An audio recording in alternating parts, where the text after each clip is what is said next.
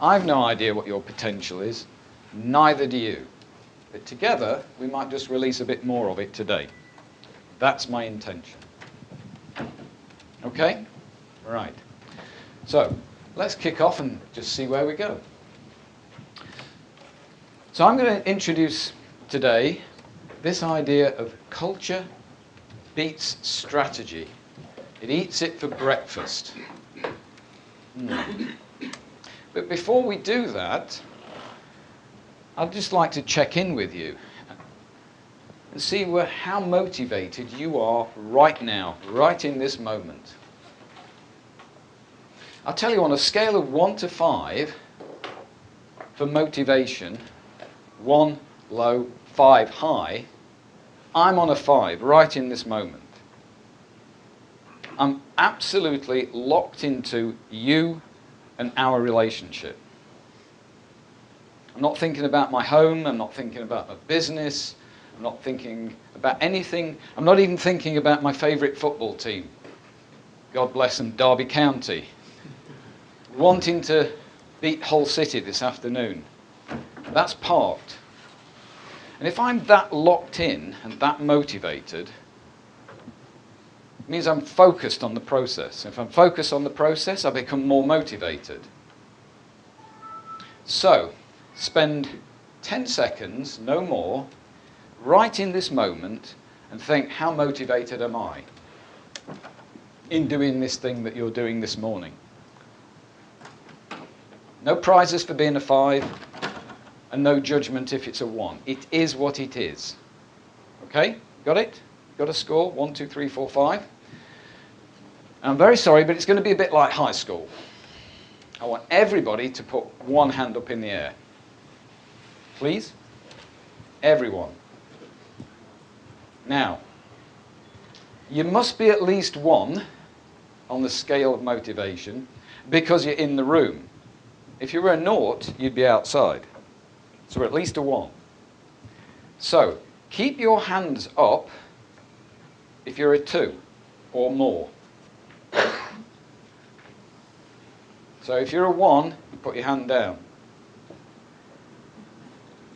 If you are 3 or more, keep your hand up. Again, I'm not making any judgment. If you want to put your hands down, that's fine. So are you a 4 motivated? Okay.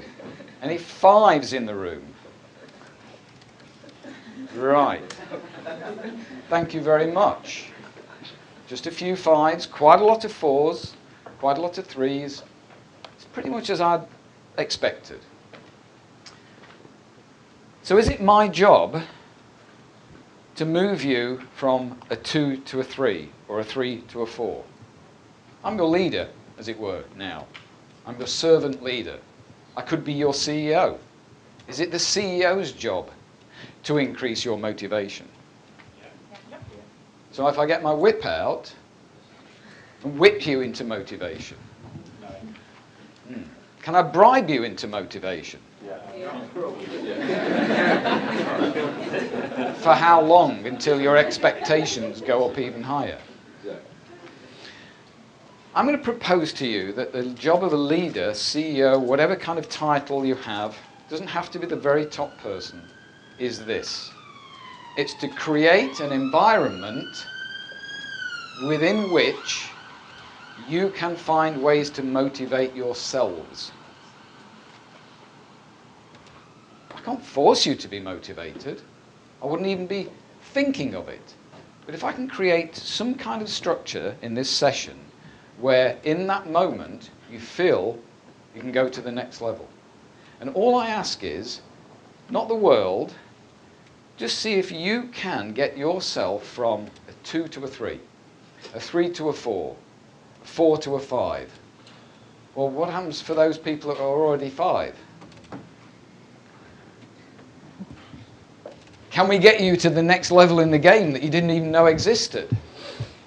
Once you're up there, you're in your genius mode, not just your excellence mode. Okay. Setting myself a big challenge here, but it's good. You should set yourself stretching challenges. So I didn't come up with this idea of culture eats strategy for breakfast. It was Peter Drucker. He's the great grandfather of management and organizational theory and practice.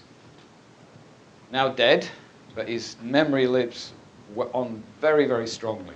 There's a couple of links you'll get to the Drucker Institute, worth looking at, and some podcasts on Drucker on the Dial. Whoops. So what does culture mean to you? Let's have a think. Culture, it's going to the opera, isn't it? Or going to a philharmonic orchestra, or the National Portrait Gallery. That's culture. Well, it's one feature of culture. So anybody got any ideas what they think business culture might be? Yeah. The behavior of a business. Something which is developed over a period of time. Maybe business limitations. Business limitations. A way of doing things. A way of doing things. So I know there are all other things going on in your mind, and that's fine. Let's keep this idea, what is this culture thing? Is it really soft? Is it hard? Does it change constantly? What is it based on? What is its consequences? How can culture manage change? How can it resist change? Can it be resilient? All those things that might describe how people operate together. So let's look at culture a bit deeper and start with some examples of cultures, business cultures. And I'll get out your way. At one end of the spectrum, anybody heard of Morningstar Tomatoes? Or tomatoes, as they would say in California, where they operate. Morningstar are the biggest processors of tomatoes in the world, yet they have no bosses. What? No bosses? They have a totally flat system. Everybody has their own level of responsibility. Well, that can't work, can it? We need bosses to tell people what to do. No, they are the most successful tomato processor on the planet. So that culture works.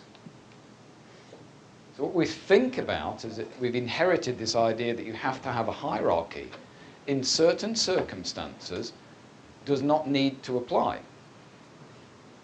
Let's look at another aspect of culture. At the other end of the spectrum. I don't know whether at the back you can see this, but this is a published set of core values of a global corporation. And I'll just tell you a few. Respect and partnership, customer nearness, top performance, responsibility, sustainability, and transparency and openness. Who can tell me the name of the company? Halifax. Sorry? Is it Halifax? Halifax? The bank. Halifax? No, it's not a bank. Been in the press probably about 3 months ago. Big time. Volkswagen? Volkswagen, nice one. Let's go back and look at their core values. Transparency and openness. For those of you that don't read the news, we're talking about the software that was introduced, incredibly clever software to cheat the emissions testing. How transparent and open was that to the public, their customers? Customer respect and partnership. With whom?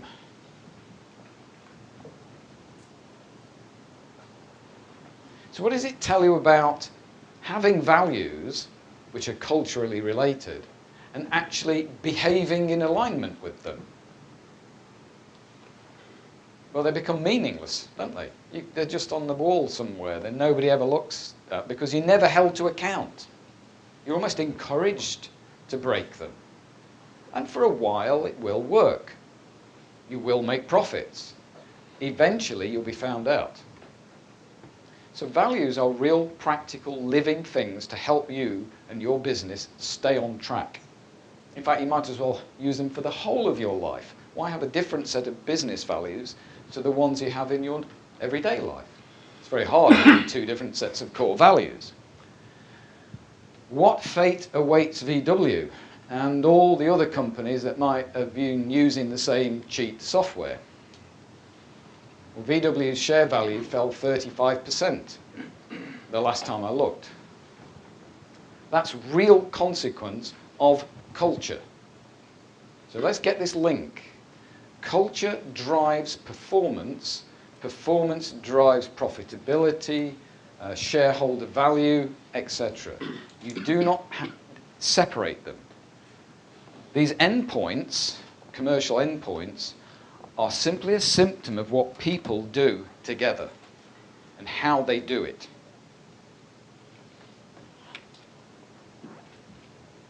So let's dig a little bit deeper into culture.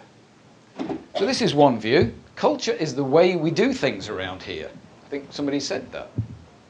Absolutely true. But is it always like that? You know, the big guy looking after the little guy? Sometimes it's more, culture is what we do when we think nobody is looking. Bullying, harassment, inequality, lack of diversity. That's often what's happening inside a business culture. And yet, the shareholders and the board and the execs want maximum outputs. How are you going to get maximum output if you're spending time with these horrendous behaviors which are not aligned with your core values?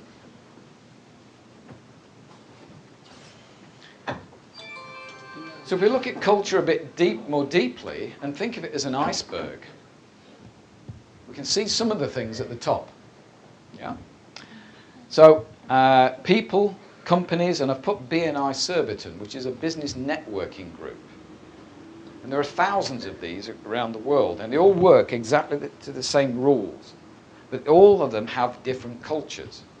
And some of them are more successful than others. So it's not even just inside the companies where culture matters. Your organization has a culture which you may or may not feel comfortable with. But what you see is the behaviors, the so-called social norms. How am I meant to behave around here? And you only really notice them when you move into an organization, because they're not the way you've been doing things. And gradually, you kind of smooth your way in, you adapt, and you do what gets you through.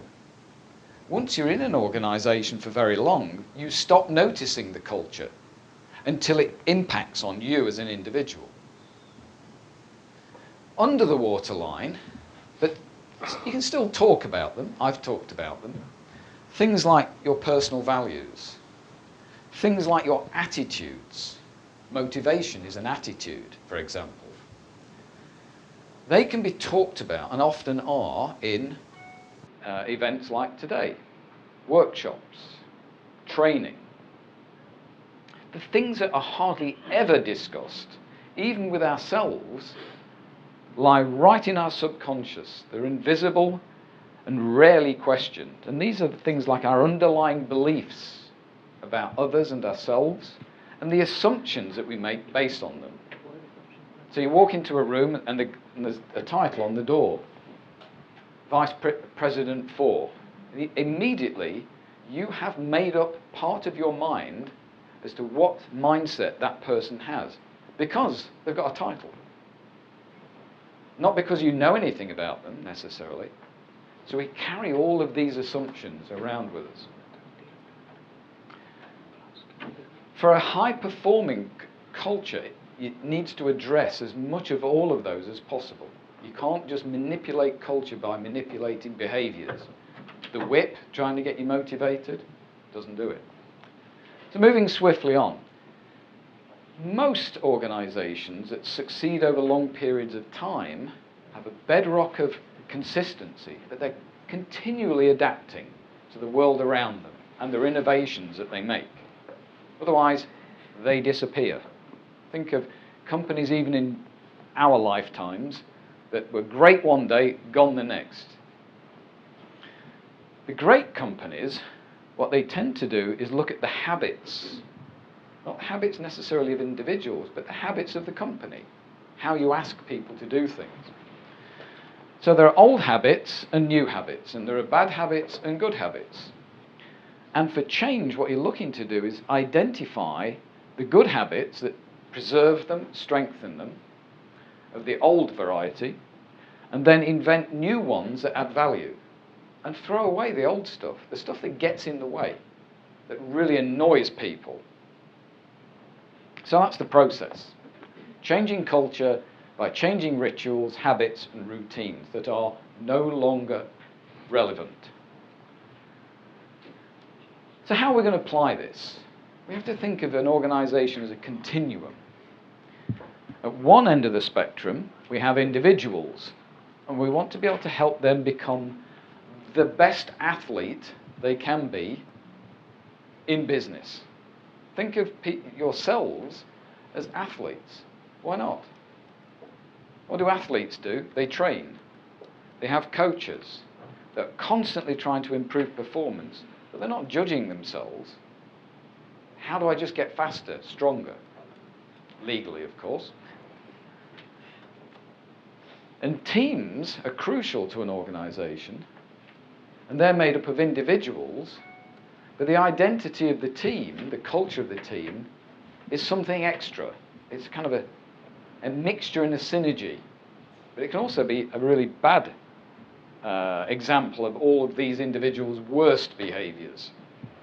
And finally, you have an organization which is made up of lots of individuals and lots of teams. So to ensure success, we need to coach the individuals and manage them and lead them. Maybe coach the teams, but also think, how can you coach an entire organization, maybe 500,000 people, stretched over all the continents, multiple geographical areas? How can you coach entire organizations so they share a single culture? And we'll try a bit of that today, because I'm going to ask you shortly to do some work on your own. You get some quiet time, and then we're going to bring the results of that together as if this was an entire community, and you'll see what you share in real time without leaving your seat. I wonder how he's going to do that. So I mentioned this idea of change. It's there. The only thing that doesn't change is change. There's two ways to look at change. One is that which is imposed upon us from the outside, which is, generally speaking, feels uncomfortable because we're out of control. It's uncertain. But there's another kind of change, which is, I want to change things. I want to have influence. Imagine, you must have this experience. You've got this brilliant idea, or at least the beginning of a brilliant idea, and you want to tell somebody about it, but nobody's listening. If I asked you now for a brilliant idea, and then I turn my back on you, what would that do for your motivation? He doesn't care. What do most companies do? They have suggestion boxes. Then nothing happens. So it's got to be better than suggestion boxes. Because what we want is people like this. Agile, emotionally, mentally, physically if possible. So that you can be focused on something, which is the main strategic aim, but you can carry extra weight of other responsibilities, and also play around with maybe some pilot projects that if they win, great. If they fail, doesn't matter, move on. Lots of agility in an organization.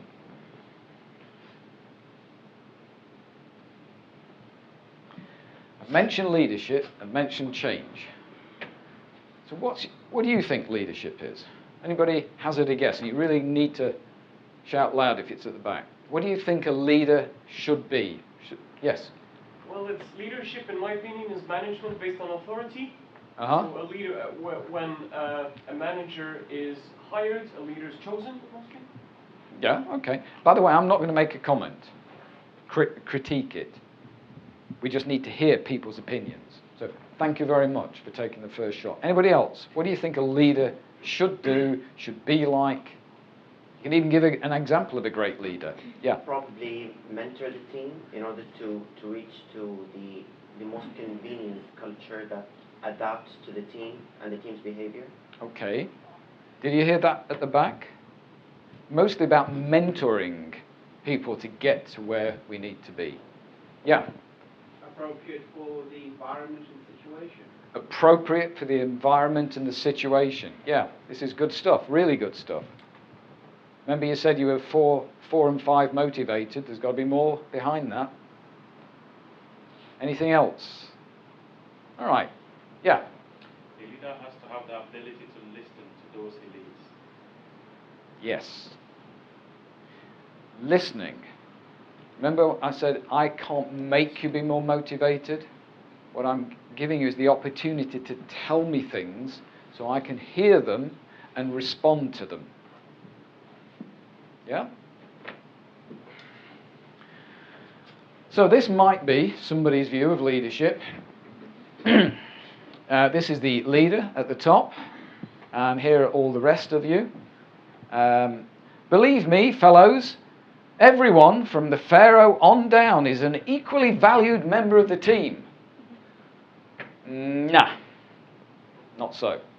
You might think it, but the behaviors are not showing it. So motivation is only because they're being coerced into doing it. The worst thing that happens in an organization like that is that one of these guys will go and take a drink and then cut this rope. Actual sabotage happening just to relieve the pressure of coercion. That might be another view of leadership. You are at the center of everything, and your direct reports feed right into you. Oh, your intellect is big as a planet.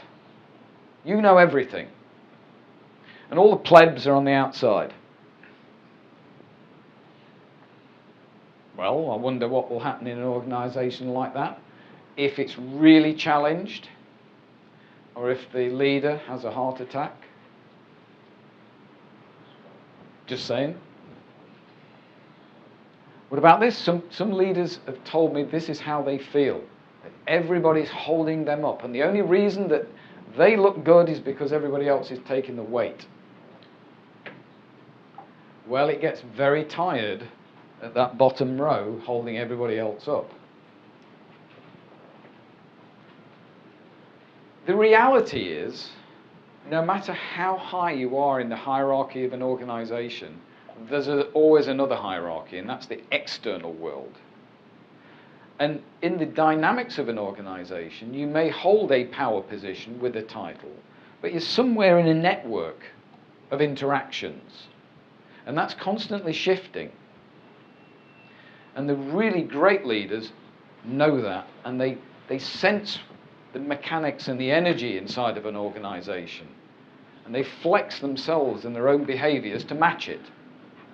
So a leader is a vitally important member of a cultural network. And if there was any quote that you wanted to take from me that I've just invented off the top of my head, that's it. So I propose that in the 21st century, the boss is dead in terms of high-performing cultures. They're still out there, but they don't lead high-performing cultures. Or businesses that could be even at the next level of the game. They seem to be satisfied being excellent, but not taking the company into the genius level. As we said, cash incentives don't work.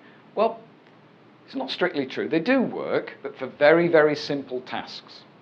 If I said to you, I will pay you £10 right now to stand up and down 10 times, you'd do it. I can't afford it, but you would do it. If I said to you, what I'd like you to do is to go to a beach, and you've got to find a new way of getting there. You've got to invent the locomotion to get there. I've heard that there's this granular stuff on these beaches, and I'm just wondering if you melt it, you might be able to form structures and then convert that into a glass, we'll call it glass, that holds liquid. And you've also got to invent the liquid. This is an incredibly highly complex cognitive process. And all of the research shows money actually works in a negative fashion for anything that takes thinking. And the deeper the thinking, the worse the effect of monetary incentive. It's just a fact. And yet, we still think we can coerce people by giving them bonuses. So if we can't beat them with a whip, and we can't coerce them with money, what's the poor old CEO going to do? How does he get this really fantastic business culture that almost drives itself? We need an adaptive leader.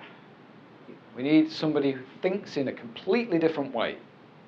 And I'm hoping that this audience is full of people like that. Or you can learn to be like that. Because they build human emotional capital. They understand that culture is based on emotion, not on intellect. It's emotion, it's heartfelt, it's gut-driven. That's the great leaders. So what does an adaptive culture look like? On the left is the world before 2008. What happened in 2008? The credit crunch, the bank failures. On the right is what the commercial business world looks like right now in comparison. The rate of change is horrendously fast. And the rate of change is going up as well. And it's not a case of just surviving in that. You guys have to find ways, if you're going to be in business or contribute to business, of making the right-hand side feel like it's the left-hand side. Because on the right-hand side is panic.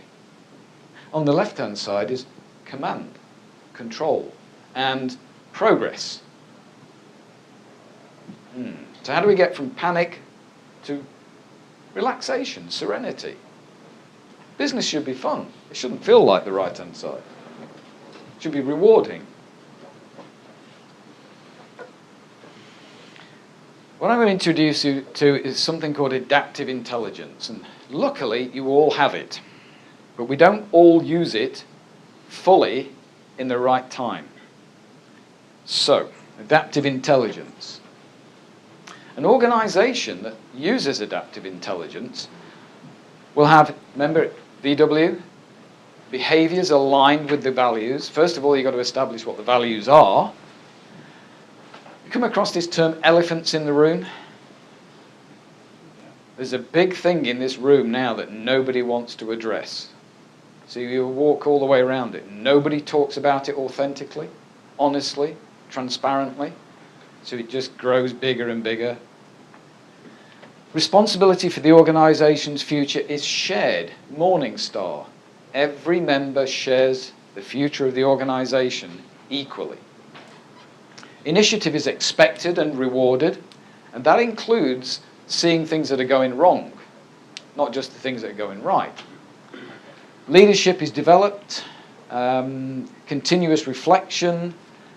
There's a value proposition not just for the client, what's the customer satisfaction, but there's a value proposition for staff as well. And there's lots of other things. So, at the risk of moving into what they might call soft human area, I'm going to let you know something that is absolutely hot off the research press in neuroscience. So how many people in the audience either do yoga, pray, meditate. How many? Whoa. Okay, so you know all about this already. Each of those things is engaging the heart, the head, and the gut. Now what research has shown, and I'll explain this as briefly as possible, we have 3 separate nervous systems which have integrated. There's a complete independent nervous system within the heart. 90% of the nerves between the head and the heart go from the heart to the head. Whoa, never knew that one. The gut is a very, very ancient nervous system. And over time, we have that intellect in our head, analysis and creativity, let's say, and some emotional management. The heart seems to be the place where deep emotional memories are kept. And the gut is about self, fear, flight, bravery, courage, procrastination. And when we use the heart first and drive for compassion, empathy, and relationships, we can take problems to the head then, and our mind opens up. We become much more innovative. We don't worry about what other people are thinking because we know our values are right. And finally, we test our gut. Remember, people say, you've got to get some gut feeling. Those jittery feelings in your gut, when you feel a little bit frightened, suddenly when you find enough fortitude, the sensation will go deeper towards the back. So can we bring this into the world, the real world, and make sure that if that works for an individual, organizations are made up of lots of individuals, how do we find the heart, the head, and the gut of a company? Use that for high performance. Some quotes. The heart, Nelson Mandela. If you talk to a man in a language he understands, that goes to his head. If you talk to him in his language, that goes to his heart. So that's about shared values, goes connectors at this level. The head. Albert Einstein said, well, I've no special talent. I'm only passionately curious. And that's my invitation today.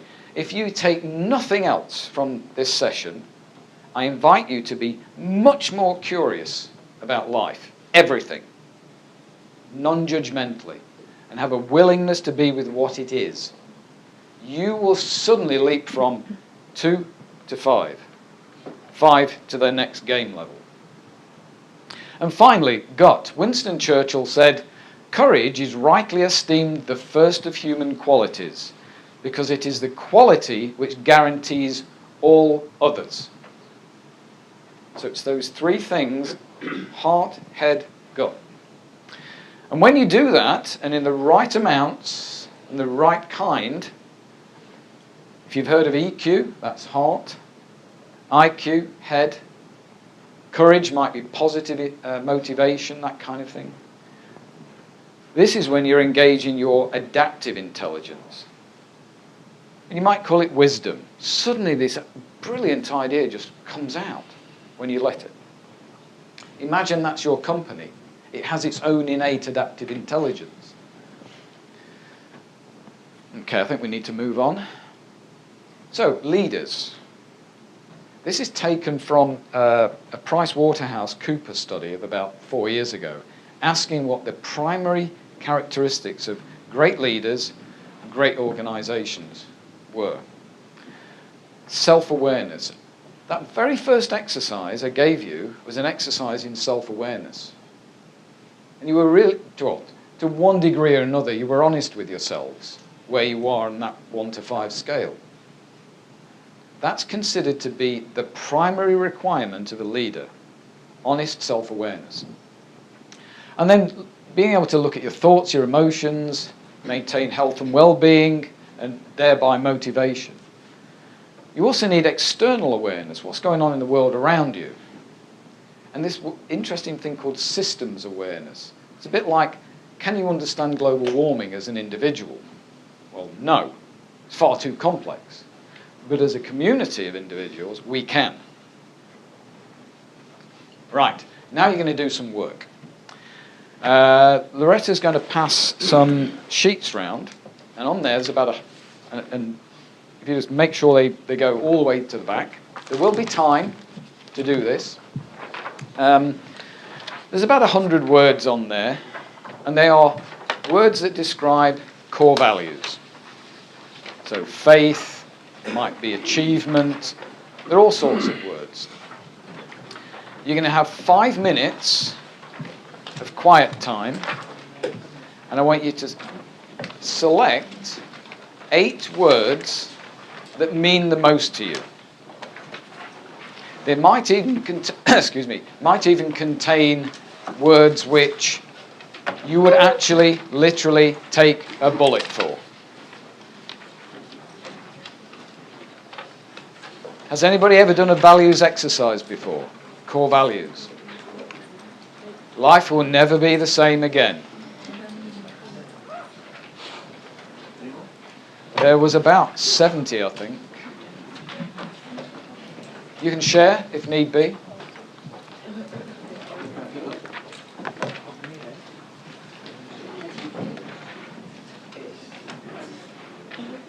So let me just repeat the exercise. And if you don't get access to a sheet, just think of maybe half a dozen words that really mean something to you. It might be love or honesty. There's more coming back.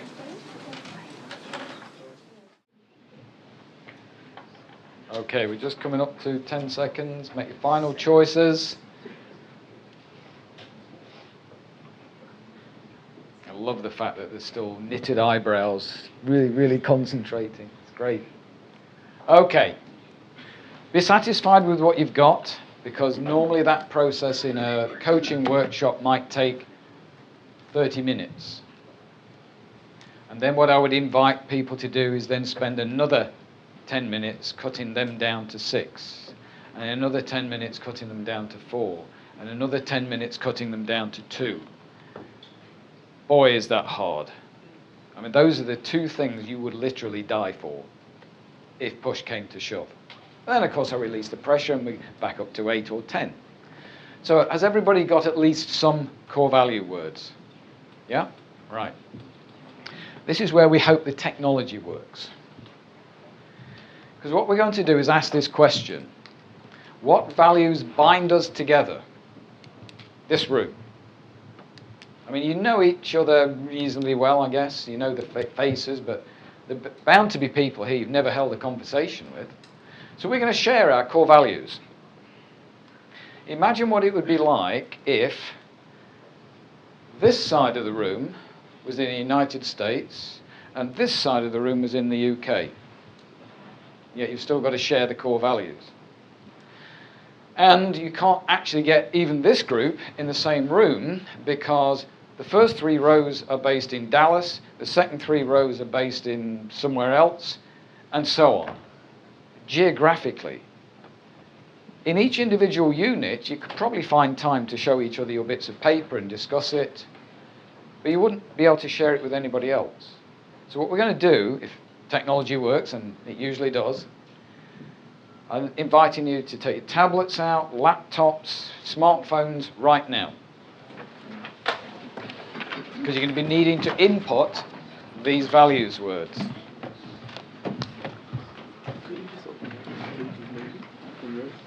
If you haven't got one, share one. Are we good to go, nearly? Yeah, let's see what happens. So we're going to share the values in due course, and we're going to ask ourselves this question. Are they the values published by your organisation?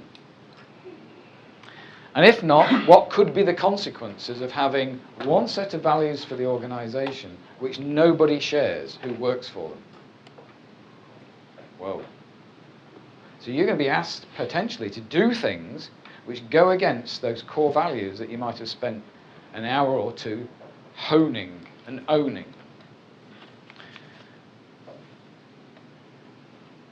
That's what you've done. I would like you to go to that website.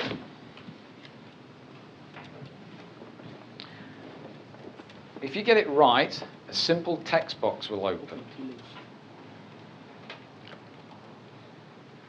What you will do is type each word, each of your values words, in one row or one string, lowercase every letter, and simply a space between each word. So if you've got 8 words, don't hit return until you've done all 8 words. If you've got more than 8 words or less, type them in. Don't hit return until you've got all of your 8 words in. Lowercase, no commas, just a space between words. Is that clear? Okay, and then hit submit.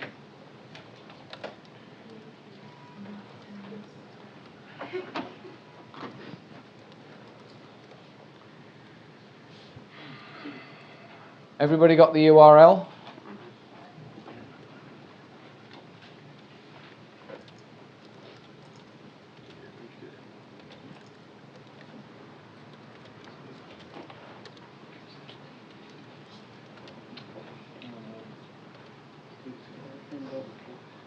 Somebody's putting a single word in at a time.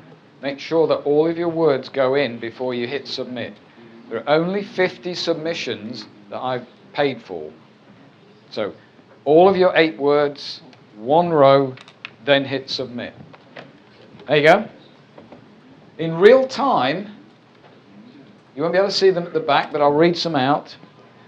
Bravery, compassion, courage, creativity, integrity, loyalty, wisdom, and Zen. Balance, contribution, family, independence, love, passion, achievement, authority, family, helping, leadership, ethical helping, honest, justice, politeness, family, freedom, families come up again, respect, persistence, creativity, family. We've got family again. You begin to see patterns of words. You're already sharing stuff in real time across the globe. Yeah? We'll just keep going until it tells me stop. Happiness. There's the thing. I think we're obliged to seek happiness. Hey. Well, that's only 49 responses. Now, education, family again. Creativity again. Happiness again. Religion in capitals, very important to that person. Achievement, we've had that at least twice.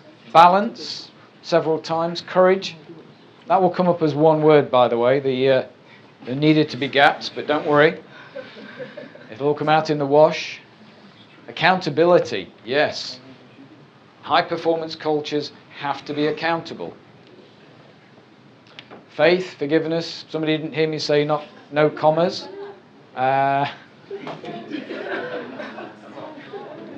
Right, I think that's enough to be working with. Anybody desperate to hit submit?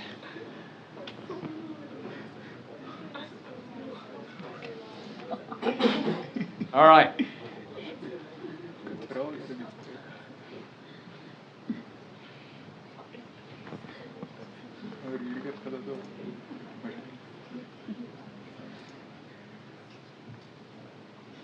This is you. This is what you share most. The bigger the word, the more times that word appeared. Did you know, before coming into this room, that family was the most important thing to all of you? Almost all of you. Commitment, big. Passion, achievement. Even the words that were relatively few inputs were actually quite a shared event. You are much more like one another than you ever thought you were. So if you wanted to build an organization right now, that's the pillar that you build it on. That's what you share. Isn't that cool?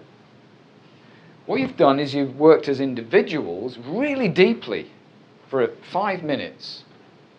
And all you've done is tell the world what you feel. And then you realize everybody else feels that as well. Why can't you have an organization that shares those values? How often is it that a company would have its first value family? So immediately there's tension between especially women, who tend to be the ones that have to have the family responsibilities, and the workplace. Well, duh. Let's build that into the structure and the culture of the business. Then that tension disappears. People feel more motivated. More motivated, more focused, more productive. More productive, more profit. More customer satisfaction, etc. I will add this to the slides that you'll get.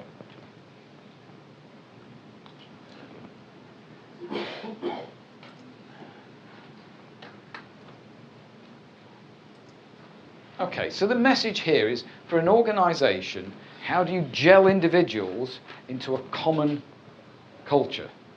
By using scalable web-based systems. And there are lots of them out there.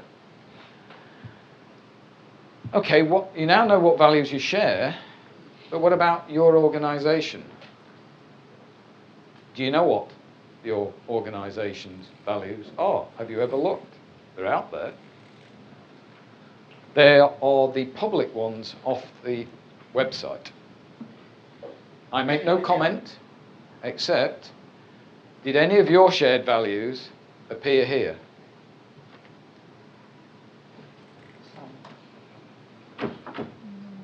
Creativity? Curiosity. Yeah, curiosity. Family doesn't appear there at all. I'm not making a judgment, it's an observation. So very often the organization's core values are set by the leadership team, and everybody else has expected to share them. Might be a recipe for disaster if you don't at least pay attention. So we've got a values base, and now I encourage you to take your values and use them in every decision you ever make. You'll get used to it eventually, doing it unconsciously. Whatever it is you've got to do next, is it aligned with my core values? If it isn't, it's going to give me tension. If I've got tension, I'll build stress. If I build stress, I can't focus. If I can't focus, I can't be motivated. Use these as your compass. And be curious.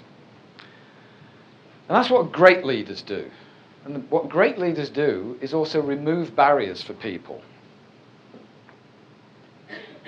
That's all they do, in fact. Give maybe some direction of travel, and then say, how can I find what's in your way and remove it together so you can release more of your human potential. Now, I'm not a particularly religious person, and I'm not pushing this in any way except the sentiment in it. God grant me the serenity to accept the things I cannot change. Serenity brings peace. Peace de-stresses. But also the courage to change the things I can, and the wisdom to know the difference.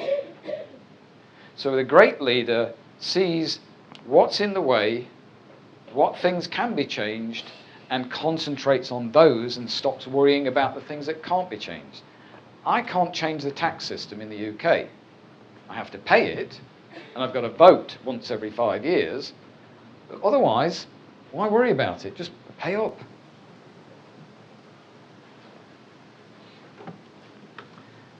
So, whether it's your degree as an achievement, or a business you want to start or lead, I'm going to give you something you will never see in a textbook yet. It's the art of enduring achievement. Because you don't want to just boom, bust. You've got a lot of time ahead of you. And this is a kind of equation. Achievement, whatever it is it means to you, for a company it might be profit, equals the potential that you have to achieve, minus the things that get in the way, the interferences. So, how much potential do you guys have? A lot. A lot. 5. 5. He's got 5. Now I'm going to get you to the next game level. Can you put a number on it? Can you measure your potential? By the very definition of the word, it's unmeasurable. But what I definitely know is I'm not achieving my full potential, neither are you. Because there's stuff in our way. But how do we achieve more of our potential? Well, there are internal interferences and external. We have just removed one internal interference, and that was most of you had never considered your core values before. So you've just removed that interference. You've got a new tool that you didn't know you had before. There are external interferences, like tax, for example. And then you need to ask yourself the question, can I influence this? Because if I can't, why waste energy? So both internal and external will be things you can influence, and there are things that you can't. Stop worrying about the things you can't until you might gain influence, and then put some effort into it. And then I invite you to be curious again, to run experiments, life experiments, business experiments. The essence of an experiment is you must not care what the result is. You throw something out into the world, you watch and measure what happens, and the results might be convenient or inconvenient. And on a scale of 1 to 5, how convenient or inconvenient? And what's your tolerance for inconvenience? And if something gives you a really inconvenient result, stop doing it. Einstein said that was the definition of stupidity, to run the same experiment more than once, hoping that the result would be different. If you get inconvenient results to your life experiment or business experiment, take note. The market is telling you it doesn't want this thing, no matter how clever you think it is. Do something else. Observe what happens. Take action because of your observations. And use heart, head, gut to decide what that action should be. If you do this, and you remove interferences, the only result can be more of your potential is released. If you're releasing more of your potential, the only result that can be is achievement. So that's my gift today. Ever so simple. Stop worrying about the things you can't change. Let's see. This was going to be... Okay. How can we now move this idea of individuals, coalescing them together, and coming up with some innovations? We've done core values, that's the foundation. What about driving change? How to harness your workforce? Suggestion boxes, I mean, that's like 19th century, never mind 21st century. How do you harness the knowledge of your patients, your clients, all the other stakeholders together in real time every second of every day, so that you, the leader, do what you're paid to do, which is make great decisions? You're not paid to do the accounts. You're not paid to do HR. You're not paid to move the rocks in the quarry. Your job is to make great, wise decisions using your adaptive intelligence and nothing else. So you help people to make you look good by letting them innovate. So this is all about crowdsourcing. You heard of crowdfunding, maybe? Yeah? Indiegogo and Kickstarter. Well, now it's crowdsourcing ideas. Bits of ideas to start with. The crowd then knits together to make a better idea. And then the crowd knits together and makes an even better idea until the point that you can run that experiment and see what it does. Does it live? Does it die? And this is an example of one that I am about to release to UK universities in the new year. It's called an innovation pipeline. So, the university has a branded website, and a challenge is sent out. And the challenge is simply, we would like to do X, but we don't know how to do it. Servant leaders, good stuff. You guys see the challenge, and you go, do you know what? I've got just the beginning of an idea. So you type it in, and the system recognizes you've put that idea in. And then the guy in the back goes, I like it, but it's not complete, because I've got this new information, this new knowledge, this new insight. So it adds value, and it adds value, and it adds value, until at the end, somebody says, maybe a company, we'd like to fund that. We'd like to put some money in it. So you end up with internships or placements at the company. The company then sees very bright students who came up with the ideas. The students see the company, their culture, do I want to work for them?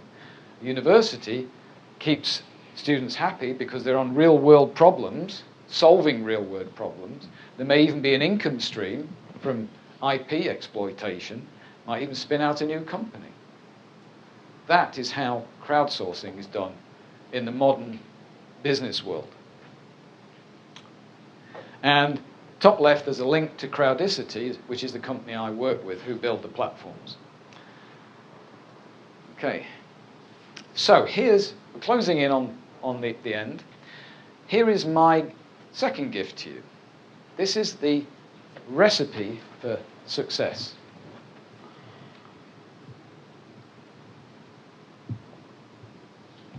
That's it. Making wiser decisions that are based on broad, deep, live, accurate, unbiased, comprehensive, representative, and meaningful information. And making those decisions, those wise decisions, a bit more often than your competition. That's all you need to do in any walk of life. A little bit of wise decision making, rather than the habitual things we normally do that feel comfortable because we've always done it that way. Okay. So you remember the slide, individual, team, organization?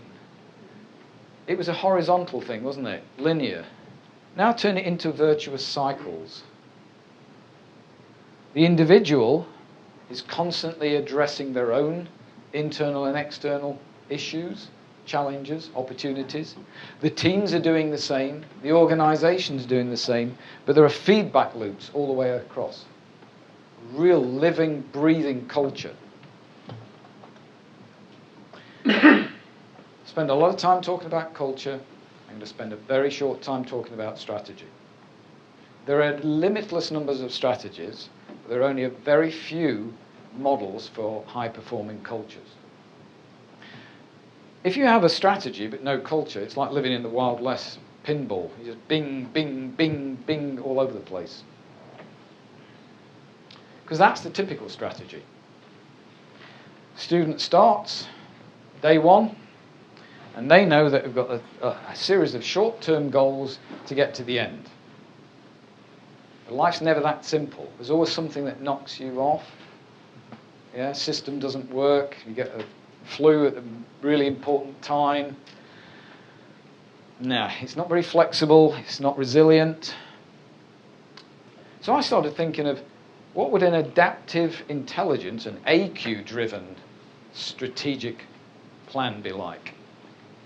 Well, first of all, I'd start with that huge base of a pyramid, not just a straight line. Now, pyramids are heavy. If you've been to Egypt, you'll know they're incredibly heavy. They're made of stone. So they need good supports. Because they've got to respond to change. We've got to have a purpose for doing this. And we've got to follow a general strategy. There's all this uncertainty as well. We need firm foundations for any strategic plan. You've already got one. What do you think that might be? Your core values. Unchangeable once you know what they are. So I came up with this idea of pillars. The middle one is your values. Holds this edifice, this effort that you are making, you and your organization. The other one I call the excellence framework. There's been an awful lot of students before doing your course and other courses. So what is it they do? What are their behaviors that make them successful? Well, if you can work those out, borrow them. Borrow those behaviors that drive your internal culture to be high performance. If you're a company, look at your competition. What is it they do without, breaching copyright or any IP or legal things? What are their behaviors? Because you can't copyright behavior. Clearly, today is about knowledge and skills, but you can't hold a strategy up simply with knowledge and skills. It's not enough. It's required, but it's not sufficient on its own. Right. We've done some of this. The awareness, the self-awareness of internal and external. The individual has to have that, but the organization has to be self-aware and also aware of the outside, so it doesn't get blindsided. Anybody any idea what the last one might be? Motivation. Motivation. Motivation? Suggestion? Remember I asked when we did the core values that if it helped to get to that depth, to think of a person who was very, very important to you? Why do that just for then?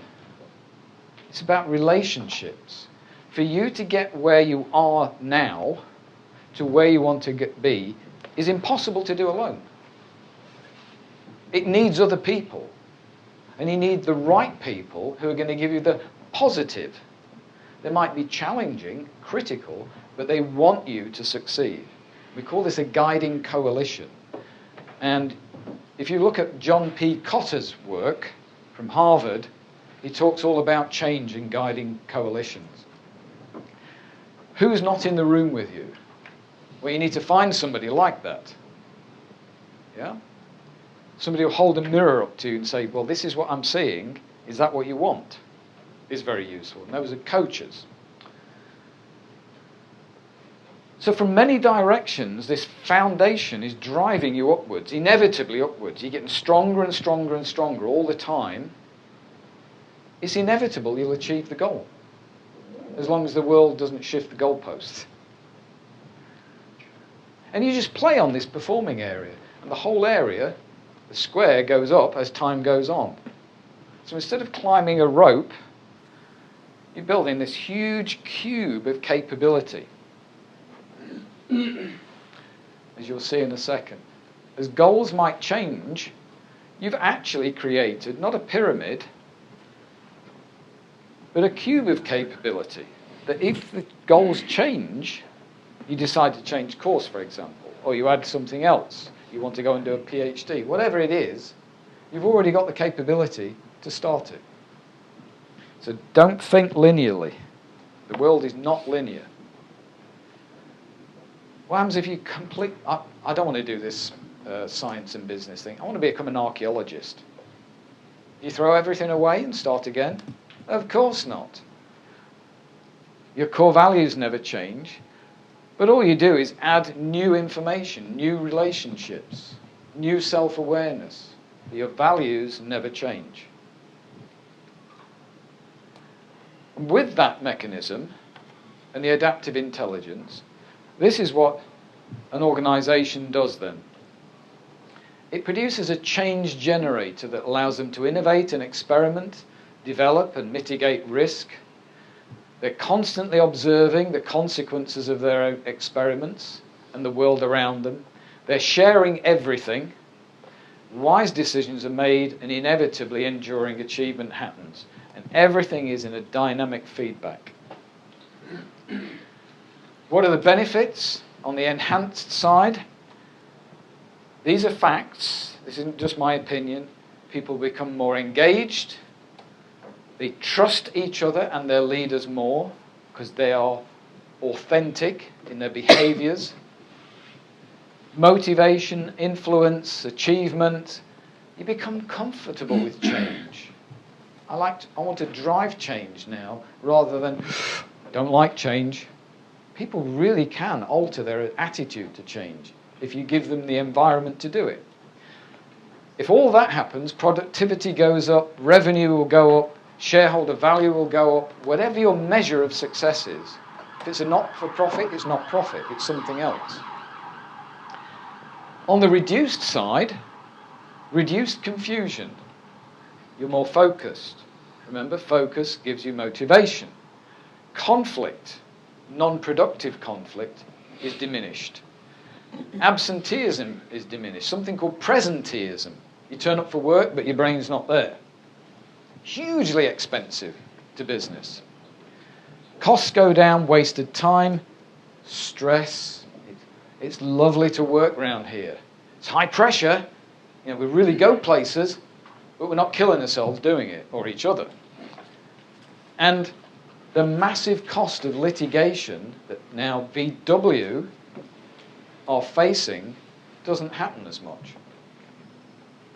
That'd be a cool place to work, wouldn't it? So what next? The kind of questions you ask yourself, your internal culture, and maybe the cultures that you work in currently. Is it robust enough and fair enough to support crowdsourcing? Because if you haven't already got a certain degree of trust, it ain't going to work. Who are the hidden change agents? If I ask now who talks to who, and I had a piece of software that I could produce a interaction network, there'd be particular people in this room that hold more conversations than others. It's just a fact. They can be change makers or change resistors. Wouldn't it be useful to know which way? And if they're a resistor, how do I help them to understand why we're changing and turn them from a resistor to a change agent? It can be done across the globe. Who here really wants everybody else in this room to succeed?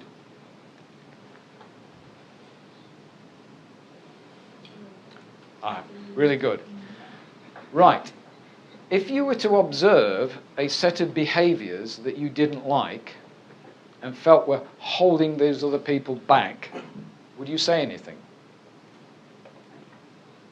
Some confident people, maybe the fives, would do.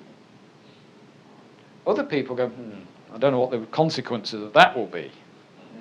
Yeah? So if you were the servant leader and you encouraged benign subversives, these are the people that look at what's happening and give you an honest opinion. They're incredibly valuable, but usually they're slapped down. It's just knowledge, it's just information for the leader to make wise decisions.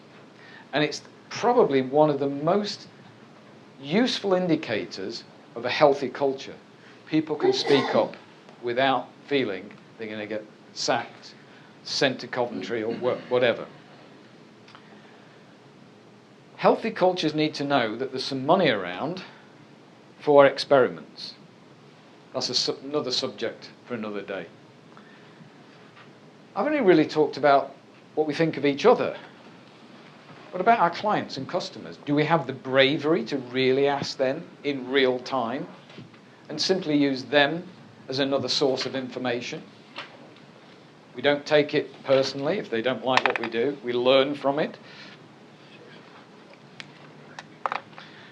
As you've seen, all of those things can be done at a scalable, web-based level. You don't need to have these intense workshops that might give you a little bit of a buzz one day, but you go back into the old nasty culture and it just disappears. Modern companies need to embed this kind of thing into the way they live and breathe and act and behave day in, day out. If that happens, that's what you end up with. And people love being like that. So thank you very much for your attention. I hope I've opened your eyes and your hearts. You've now walked away with some tools that you've never had before. And if you ever want to contact me, I have to say the website won't be available till January next year, but you can tweet, you can email, I'll try and get back to you. Thank you very much for your attention.